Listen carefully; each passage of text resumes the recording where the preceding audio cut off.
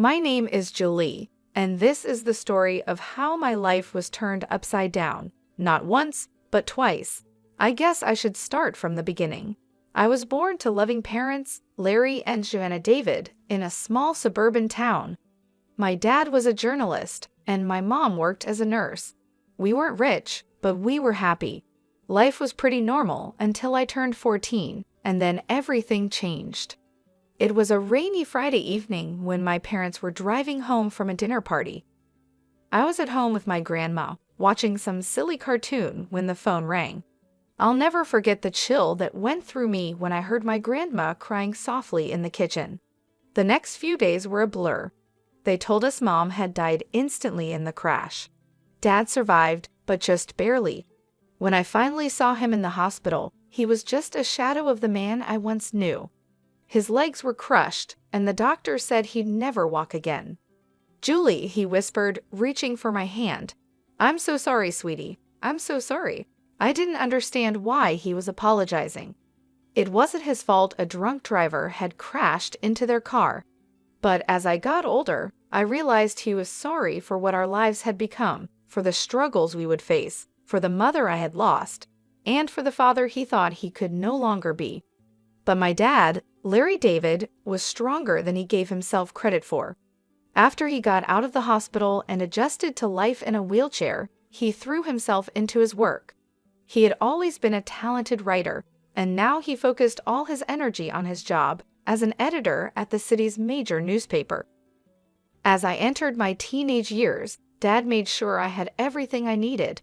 He encouraged me to join clubs, make friends, and have as normal a life as possible. But the truth was, I preferred spending time with him. We watched old movies together, argued about books, and he helped me with my homework. When it was time for college, Dad insisted that I go away to school. "You need to spread your wings, kiddo," he said. "Don't worry about me, I'll be fine." I was hesitant, but I knew he was right, so I went off to college.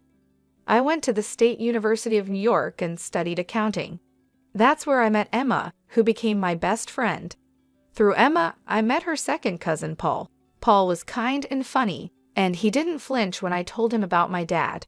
In fact, the first time he met Dad, they got along right away, bonding over their shared love of classic rock. Later, Paul told me, "Your dad is cool, and you're amazing for taking care of him all these years." I tried to play it off, but inside I was glowing. For the first time since the accident, I felt like maybe, just maybe, I could have a normal life, a life with love, laughter, and even a family of my own someday. After graduation, things started to fall into place like a puzzle. I got a job at the local tax service, and Paul started working as a long-haul truck driver. We dated for 4 years before he proposed to me on a crisp autumn evening in the park where we had our first date. I was thrilled, but there was one thing I needed to make clear. "Yes, Paul, but I can't leave my dad. He needs me." Paul smiled wide and said, "I wouldn't have it any other way. We'll all live together. Your dad's apartment is big enough for the 3 of us, right?" The wedding was small but beautiful. Dad insisted on wheeling himself down the aisle to give me away. There wasn't a dry eye in the place. As I stood there, holding Paul's hand, I felt like I was living a fairy tale. But every fairy tale has its villains, and mine came in the form of my mother-in-law, Maria, and my sister-in-law, Olivia. From the moment I met them, I could tell they didn't approve of me. "So your father is handicapped?" Maria asked during our first meeting, wrinkling her nose like she smelled something bad. "He's disabled," I corrected, trying to stay calm. "But he works as an editor." "How nice," she interrupted, clearly not interested. Then she turned to Paul and asked, "Are you sure about this? There are so many nice girls from good families." I felt my face flush with anger and embarrassment, but Paul immediately defended me. "Mom, Julie is from a good family. Her dad's disability doesn't change that.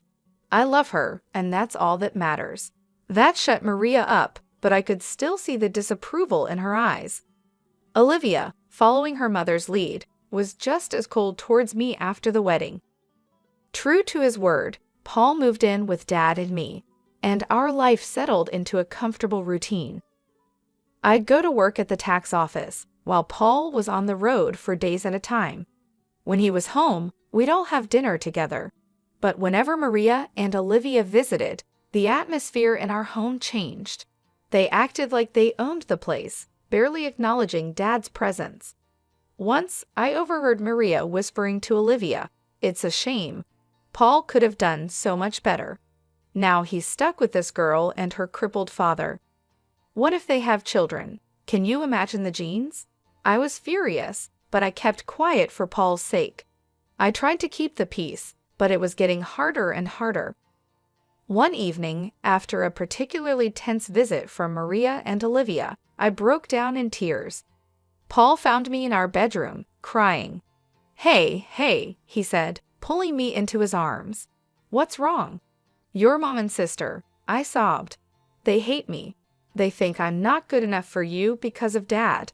Paul's face hardened. "That's ridiculous. You and your dad are my family now. If they can't accept that, it's their problem, not ours." His words comforted me, but I couldn't shake the feeling that this was just the beginning of our troubles with Maria and Olivia. As the months went by, Paul's trucking business began to grow. He was always on the road, traveling across the country in his big rig. I missed him terribly when he was gone, but I focused on my work at the tax office and spent my evenings keeping Dad company. One crisp autumn evening, as I was helping Dad into bed, Paul called. His voice crackled with excitement over the phone. "Julie, I've been thinking," he said. "How would you feel about buying a townhouse? It would be easier for your dad to move around in a wheelchair. He could spend more time outside. Plus, you could have a garden, something to keep you busy when I'm on the road." The more he talked, the more I liked the idea. I glanced at Dad, who was pretending not to eavesdrop. "What do you think, Dad?" I asked, putting the phone on speaker. Dad's eyes lit up. "A garden would be nice," he admitted, "and it would be easier to get outside." That settled it. Over the next few weeks, we threw ourselves into house hunting. We finally found the perfect place, a spacious townhouse with wide doorways, a roll-in shower for Dad, and a beautiful backyard. Taking out a mortgage was scary, but with Paul's income, mine, and the rent from Dad's old apartment, we managed to make it work. We moved in on a sunny Sunday in spring, and I'll never forget the look on Dad's face as he wheeled himself out onto our new patio. "This is perfect, sweetie," he said, his eyes misty. "Thank you."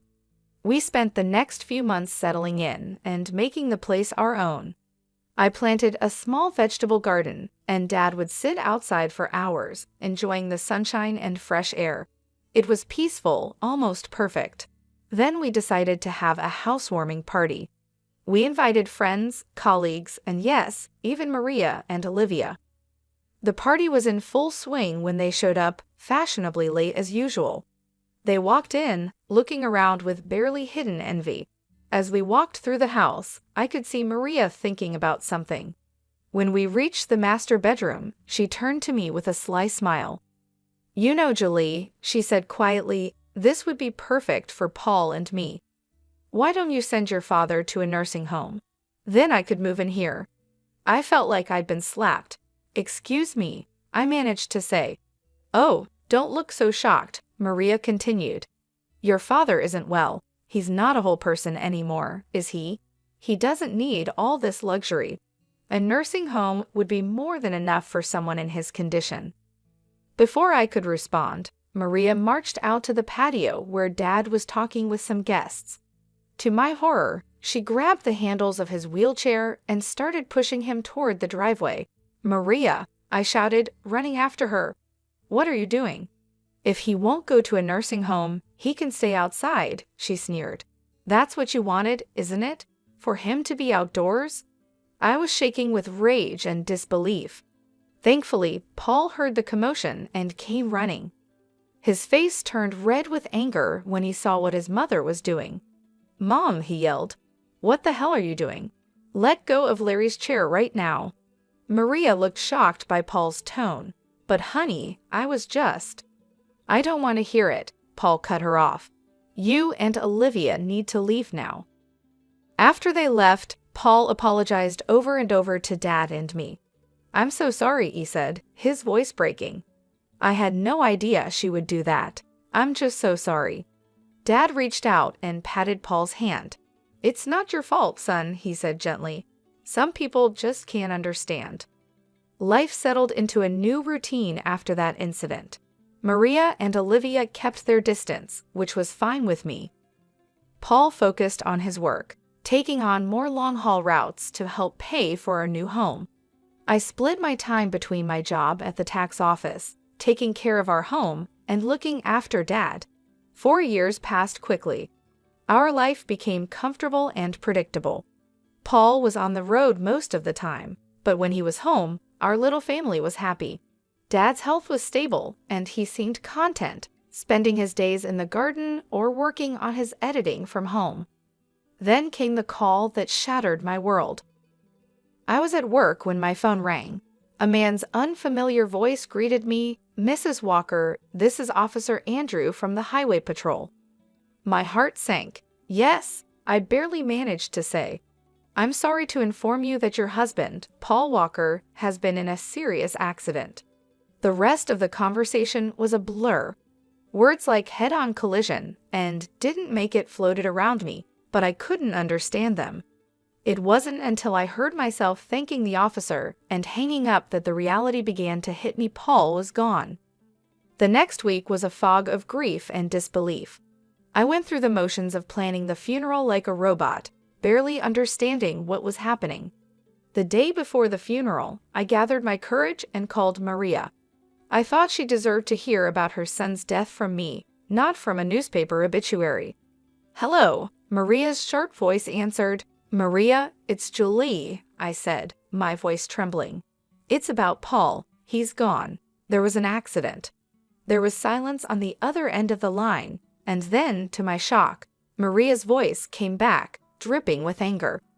"This is your fault," she hissed. "You made him work so hard, driving that truck to pay for your fancy house. You killed my son." I was stunned.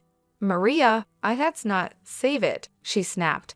"I expect you to give him the best funeral money can buy, but don't expect a penny from us. You made your bed, now lie in it." The line went dead. I stood there, phone in hand, tears streaming down my face. How could she be so cruel? How could she blame me for this? The day of Paul's funeral was gray and rainy, matching my mood perfectly. The church was full. Paul was well liked in the community, and it seemed like half the town had come to pay their respects. After the service, as people passed by to offer their condolences, I noticed that Paul's mother and sister were nowhere to be seen. They hadn't even bothered to show up for their own son and brother's funeral. Dad reached out and squeezed my hand. "It's their loss, sweetie. We're family, and we'll get through this together." As we pulled into our driveway, something seemed off.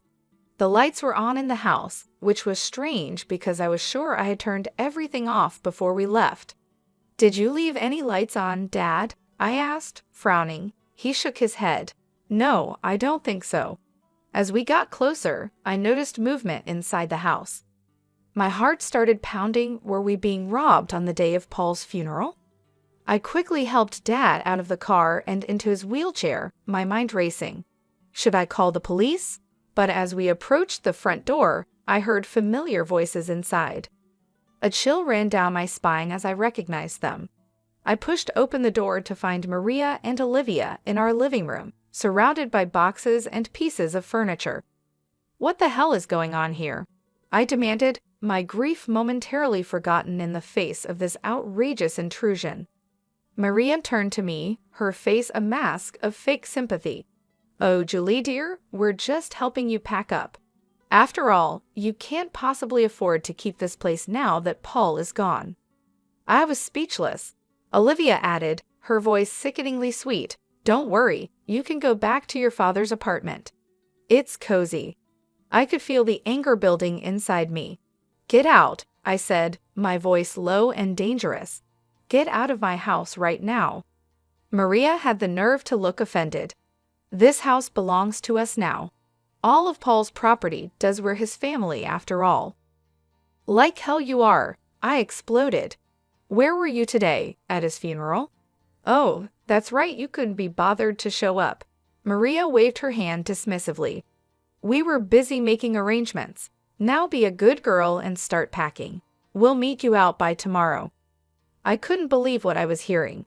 These women hadn't shed a tear for Paul, hadn't even attended his funeral, and now they were trying to kick us out of our home. I'm calling the police, I said, pulling out my phone. Maria and Olivia exchanged worried looks. They clearly hadn't expected me to fight back.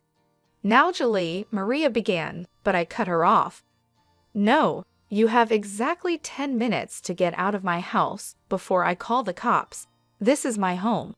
Paul and I bought it together. You have no right to be here. Maybe it was the steel in my voice or the fire in my eyes, but Maria and Olivia finally realized they had gone too far. They gathered their things and left, but not before Maria turned to me with a sneer. This isn't over, Julie. You'll be hearing from our lawyers. The days after Paul's funeral were a blur of grief, anxiety, and paperwork. I threw myself into sorting out Paul's affairs, partly to keep busy and partly out of fear that Maria and Olivia would try to take what wasn't theirs. A week after the funeral, I received a call from a local law firm. My heart pounded as I answered the call, afraid it was Maria, following through on her threat of legal action. Mrs. Walker, a crisp, professional voice asked. This is Scott Thompson from Thompson & Partners. I'm calling about your late husband's will. I felt a small flicker of hope. His will? I didn't know he had one. Yes, ma'am. Mr. Walker came to see us about 5 months ago. He asked that we contact you in the event of his passing. I scheduled an appointment for the next day, my mind spinning. Why hadn't Paul told me about this? What did it mean? The next morning, I wheeled Dad into Mr. Thompson's office. The lawyer greeted us warmly, his kind eyes crinkling at the corners. Mrs. Walker, Mr. David, thank you for coming in, he said, gesturing for us to sit near his desk. I'm sorry for your loss. Mr. Thompson opened a file on his desk. Now, as I mentioned on the phone, your husband came to see us to draft his will. He was very clear about his wishes. I held my breath as Mr. Thompson began to read. I, Paul Walker, being of sound mind, do hereby leave all my worldly possessions to my beloved wife, Julie Walker. I gasped, and Dad's grip on my hand tightened. Mr. Thompson continued, this includes our home, my truck, and all our savings. It is my wish that Julie use these resources to care for herself and her father, Larry David, whom I have come to love as my own. Tears streamed down my face. Even from beyond the grave, Paul was taking care of us. There's more, Mr. Thompson said gently. Mr. Walker left a letter for you. He handed me an envelope. With shaking hands, I opened it and began to read. My dearest Julie, if you're reading this, it means I'm gone. I'm so sorry for leaving you and Larry. Please know that you two are the best thing that ever happened to me. I made this will because I know how my mother and sister can be. I didn't want to worry you, but I needed to make sure you and Larry were protected if anything happened to me. You're my real family, Julie, you and Larry, not them. Take care of each other, live your lives to the fullest, and know that I'll always be watching over you. All my love, Paul. I clutched the letter to my chest, sobbing. Dad was crying too, his weathered hand patting my arm. Mr. Thompson gave us a moment before speaking again. Mrs. Walker, there's one more thing. Your husband's truck was insured. Given the circumstances of the accident, the insurance company will be paying out the full value of the policy. I looked up, sniffling, and asked, what does that mean? Mr. Thompson gave me a small smile and said, it means you'll be receiving a large sum of money, enough to pay off your mortgage and more. As we left the lawyer's office, I felt like a weight had been lifted from my shoulders. We were going to be okay. Paul had made sure of it. As we pulled into our driveway, I noticed a familiar car parked on the street. My heart sank as I recognized Maria's sleek sedan. "Oh no," I muttered. "What now?" Sure enough, Maria and Olivia were waiting on our front porch. But this time, I wasn't afraid. I had Paul's letter in my pocket and the strength of his love in my heart. "Julie," Maria began as we approached, her voice sickly sweet, "we need to talk about Paul's estate." I stood tall, looking her straight in the eye. "No, Maria, we don't. Paul left everything to me. It's all legal and official. And do you want to know why? Because we were his real family, not you. Now please leave your trespassing on my property." For once, Maria was speechless. Olivia tugged at her arm, whispering urgently. With one last venomous glare, they got in their car and drove away. The weeks after our meeting with the lawyer were busy. I threw myself into settling Paul's affairs, grateful for the distraction from my grief. The insurance payout came through, and just as Mr. Thompson had said, it was enough to pay off our mortgage with plenty left over. One afternoon, as I was going through Paul's desk, I found a small notebook. Curious, I opened it and saw pages filled with his messy handwriting. It was a journal of sorts, full of his thoughts and plans for our future. Thinking about starting a college fund for our future kids, one entry read, "Want to make sure they have the best start in life." My heart clenched. We had talked about having children someday, but had decided to wait until we were more financially stable. Now, reading Paul's private hopes and dreams, I felt a fresh wave of grief wash over me. "Oh, Paul," I whispered, holding the notebook close, "we had so many plans." That night, I tossed and turned, unable to sleep. My mind kept drifting to the journal, to the future we'd never have. When I finally drifted off, I dreamed of Paul. He was smiling, holding out his hand to me. "It's okay, Julie," he said in my dream. "Everything's going to be all right." I woke up the next morning feeling different. I couldn't quite figure out what it was, but something had changed. As I got ready for work, a wave of nausea hit me, and I barely made it to the bathroom in time. The morning sickness didn't go away in the days that followed. At first, I thought it was just stress and grief, but a small voice in the back of my mind suggested something else. After a week of this, I found myself in the pharmacy, staring at pregnancy tests. With trembling hands, I bought one and hurried home. The 5 minutes I waited for the result felt like the longest of my life. When I finally looked at the test, there were 2 clear blue lines. I sank to the bathroom floor, overwhelmed by a mix of emotions: joy, fear, grief, and hope all swirling together. "Julie," Dad's voice came through the door. "Everything okay in there?" I opened the door, tears streaming down my face. Dad's expression changed from concern to alarm. "What's wrong, sweetie?" he asked. I held up the test, my hand shaking. "I'm pregnant, Dad." I fell into his arms, sobbing. He held me, stroking my hair like he used to when I was a little girl. "It's okay," he murmured. "It's going to be okay. You're not alone, Julie. And this baby is a gift, a piece of Paul that will live on." His words hit me deeply. This baby was a part of Paul, a continuation of our love. Suddenly, the fear began to fade, replaced by a strong determination. "You're right," I said, wiping my eyes. "This baby is a gift, and we're going to be okay." Dad smiled, his eyes crinkling at the corners. "That's my girl. Now let's get you something to eat. You're eating for 2 now, after all." As we headed to the kitchen, I felt a sense of hope growing inside me. The road ahead would be challenging, but with my father by my side and Paul's child growing inside me, I knew we could face anything. As my belly grew with our child, I found strength I never knew I had. Dad was my rock, always there with a kind word or a helping hand. We settled into a new routine, just the 2 of us, eagerly awaiting the arrival of the newest member of our little family. One sunny afternoon, as I was tending to the garden Dad and I had planted together, I heard a car pull up.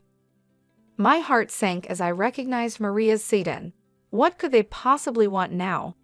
I walked to the front of the house, one hand instinctively resting on my swollen belly. Maria and Olivia stood on our porch, looking both comfortable and slightly desperate. "Julie," Maria began, her voice missing its usual sharpness, "we need to talk to you." I raised an eyebrow, but said nothing, waiting for her to continue. Olivia spoke up, her eyes darting around nervously. "We've hit some hard times. We were wondering if we could stay in your father's old apartment, just until we get back on our feet." I couldn't believe what I was hearing. After everything they had put us through, they had the nerve to ask for more. "I'm sorry," I said, my voice firm but calm. "That's not possible. I don't want to communicate with you anymore." Maria's eyes narrowed as they noticed my pregnant belly. Her face twisted with shock and disgust. "You're pregnant?" she spat. "Already? You little prostitute. I can't believe you've already found a new man. Paul's body isn't even cold in the ground." I felt a surge of anger, but I pushed it down. I didn't bother explaining that it was Paul's child. I didn't want my baby to have such a grandmother and aunt. Instead, I smiled a small, secretive smile that seemed to unsettle Maria even more. "My personal life is none of your concern," I said calmly. "Now I think it's time for you to leave." Maria looked like she wanted to say more, but something in my expression must have stopped her. She turned on her heel, grabbing Olivia's arm. I watched as they drove away, feeling a sense of peace wash over me. I had stood my ground, protected my family, and kept my dignity. Paul would have been proud.